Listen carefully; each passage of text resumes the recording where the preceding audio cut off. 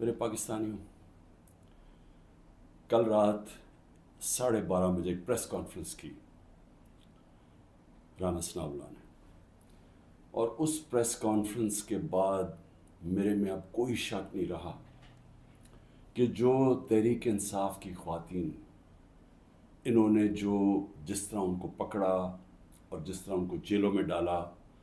اور پھر جو ہمیں خبریں آ رہی تھیں کہ ان کے خلاف کس طرح کا سلوک کیا گیا، ان کو ریپ کا بھی ہم نے سنا، تو جب اس نے پریس کانفرنس کی یہ میرے سارے شک دور ہو گئے، کیونکہ جو اس نے باتیں کی اس کا مطلب دو چیزیں ہیں: یا ان کو ڈر لگ گیا کہ جب وہ خواتین نکلیں گی جیلوں سے تو وہ بتائیں گی کہ ان سے کیا ہوا، یا اس کی تیاری کی ہے، اور یا ان کو یہ خوف ہے کہ کوئی چیز ایسی ہو گئی ہے جو ان سے اب سنبھالی نہیں جا رہی، اور اس کی وجہ سے ان کو ڈر لگا ہوا ہے کہ وہ اگر بات نکل آئی تو پہلے سے تیاری کر لو کہ یہ کوئی بہت بڑی سازش تھی، تحریک انصاف نے خود ہی سب کچھ کروایا۔ دیکھیں، میں آج اپنی ساری پاکستانی قوم کے سامنے میں آپ کو اپنی جتنی میری پولیٹیکل لائف ہے اور اس سے پہلے بھی جو میرا تجربہ ہے پاکستان کو، اپنی قوم کو اور ملک کے ساتھ ہی ہم بڑے ہوئے ہیں، کبھی عورتوں کے ساتھ یہ رویہ نہیں ہوا جو جب سے 25 مئی سے شروع ہوا، یعنی 1 سال سے پہلے کبھی میں نے اپنی زندگی میں پاکستان میں خواتین کے ساتھ ایسا سلوک نہیں دیکھا۔ میں جب یہاں سے برطانیہ گیا تو ایک بڑی ہم وہ کہتے تھے جی ہم نے عورتوں کو بڑی بری طرح رکھتے ہیں۔ میں سمجھتا تھا کہ جو ہم عورتوں کی اس ملک میں عزت کرتے ہیں دنیا میں نہیں کی جاتی، اور میں نے دیکھا ہے اس طرح کی عزت نہیں کی جاتی عورتوں کی، اور کیونکہ یہ ہماری صرف روایت ہی نہیں ہے، یہ ہمارا دین کا حصہ ہے۔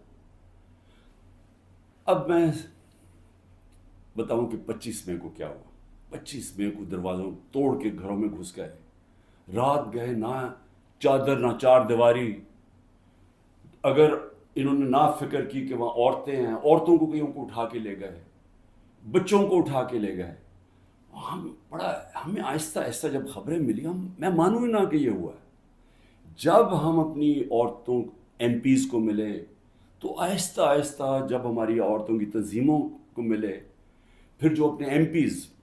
مرد کو ملے، انہوں نے سب نے آہستہ آہستہ ایک ہی کہانی سنائی کہ پلان کر کے یہ کیا گیا تھا خوف پھیلانے کے لیے، اور انہوں نے زبردستی بدتمیزی کی، یعنی ایک پلان کر کے کہ دہشت پھیلے۔ یہ اس طرح انہوں نے لوگوں کے گھر توڑے اور گھروں میں گھسے ہیں۔ تب بھی انہوں نے گاڑیاں توڑی۔ ڈاکٹر یاسمین کی تصویر ہے، وہ گاڑی میں بیٹھی ہے، اس کی گاڑی توڑ رہی ہے پولیس۔ تو یہ ایک پلان تھا، لیکن پھر اس وقت نہیں مجھے پتا تھا یہ پلان ہے، لیکن آہستہ آہستہ اب مجھے کوئی شک نہیں کہ یہ ایک پورا پلان ہے کہ عورتوں کو ڈی پولیٹیسائز کیا جائے۔ آدھی آبادی جو پاکستان کی ہے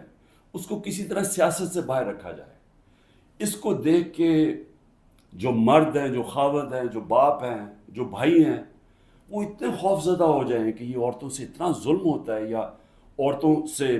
جس طرح کا یہ انہوں نے سلوک کیا ہے جیلوں کے اندر، یا اس سے پہلے جب یہ پرامن احتجاج کر رہی تھی جس طرح مارا ہے عورتوں کو، تو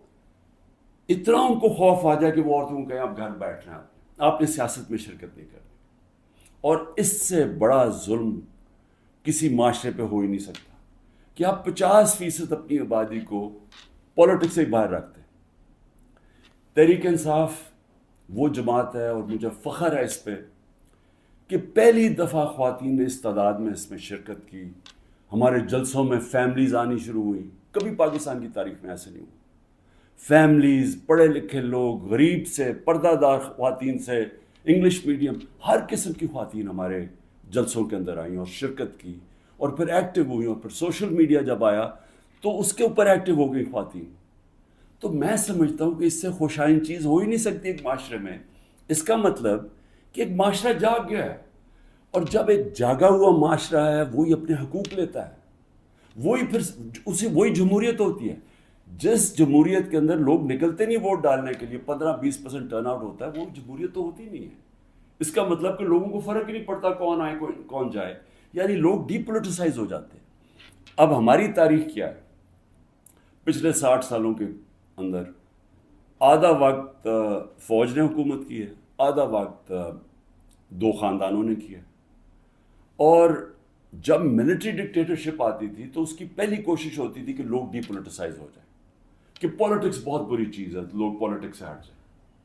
اور وہ اس لیے چاہتے تھے کہ جب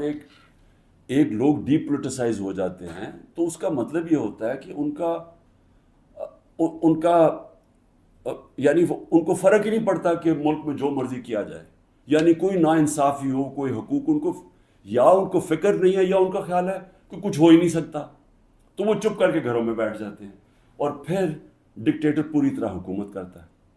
اب یہ وہی فیز آ گیا کہ ایک آہستہ آہستہ ایوولوشن سے ہمارا ملک آگے بڑھنا شروع ہوا۔ ہم نے ایک بہت بڑی موومنٹ ہوئی جس کو کہتے ہیں لائرز موومنٹ، وکیل جب آزاد عدلیہ کے لیے نکلے، میں جیل میں گیا، ہم نے سب نے شرکت کی۔ وہ پہلی دفعہ پڑھے لکھے طبقے نے شرکت کی کہ جب تک عدلیہ آزاد نہیں ہوگی ہمارے حقوق کی حفاظت نہیں ہوگی، اور آزاد عدلیہ جمہوریت کی حفاظت کرتی ہے۔ تو وہ ایک بہت بڑا مائل سٹون تھا، کیونکہ ہمیشہ پاکستان کی عدلیہ جدھر پاور ہوتی تھی، جو حکومت ہوتی تھی اس کے ساتھ چلتی تھی،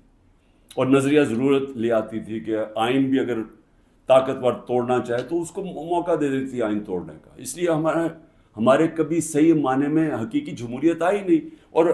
حقیقی جمہوریت کا مطلب ہے حقیقی آزادی۔ دیکھ لیں، پہلے یہ سمجھ آئے، جمہوریت جب حقیقی ہوتی ہے تو اس کا مطلب آپ کے جو فنڈامنٹل رائٹس ہیں، آپ کے جو حقوق ہیں، ان کی حفاظت کرتی ہے ملک کی عدلیہ۔ ملک کی عدلیہ گورنمنٹ کو کوئی غلط کام کرنے نہیں دیتی، کیونکہ وہ آئین کے بیچ میں چلتی ہے،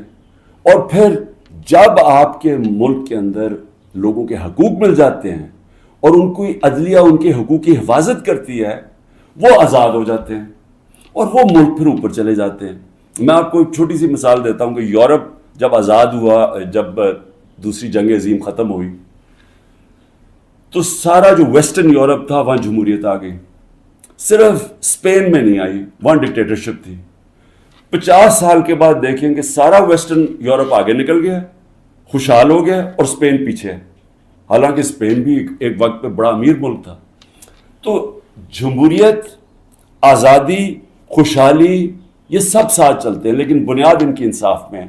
انصاف کا مطلب ہے کہ جب ایک معاشرہ آپ کے اس کی عدلیہ فنڈامنٹل رائٹس پروٹیکٹ کرتی ہے تو وہ آزاد ہو جاتے ہیں، وہیں جمہوریت آتی ہے، وہیں خوشحالی آتی ہے۔ تو یہ ایک سفر کر کے ہم یہاں پہنچے ہیں۔ آزاد عدلیہ کی موومنٹ ہوئی، عدلیہ آزاد ہو گئی، عدلیہ نے بہت تو بڑی دیر تک، اور ایسا کہ لوگوں کو اعتماد ہوتا تھا کہ حکومت ہمارے سے زیادتی نہیں کرے گی، ہم عدلیہ کے پاس چلے جائیں گے۔ میرے 3.5 سال میں مکمل طور پہ عدلیہ آزاد، کسی قسم کی مجھے کوئی بتائے کہ ہم نے انٹرفیرنس کی ہو۔